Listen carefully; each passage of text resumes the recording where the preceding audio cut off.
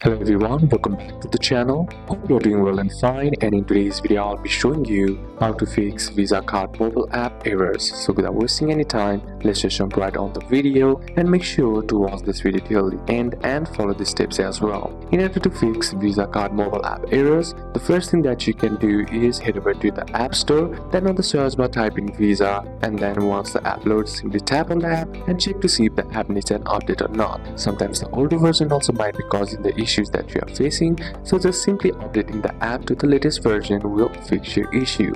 If that still doesn't fix the issue, then what you can do is simply head over back to your home screen, then open settings. Then inside settings, scroll down and then tap on general. Then once you're inside your general, tap on iPhone storage. And once you're inside your iPhone storage, all you gotta do is scroll down until you find the Visa app and then simply tap on it. Then once you're inside the Visa app, what you need to do is just simply tap on offload app. What this does, it resets the app by clearing all the bugs and glitches that is present in the app which might be causing the issues that you are facing. Then if that still doesn't fix the issue, then what you can do is simply head over back and then simply drop down your toolbar and then simply long tap on the whole Wi-Fi button and then try switching the Wi-Fi connection. Then if that doesn't work, try switching it to the mobile data and ensure your phone is connected to the internet and disable any VPN or proxies. Sometimes they may block updates. You can also sign in and out as well by simply opening the Visa app, tapping on the profile, then tapping on sign out and close the app completely and reopen the app and sign back in.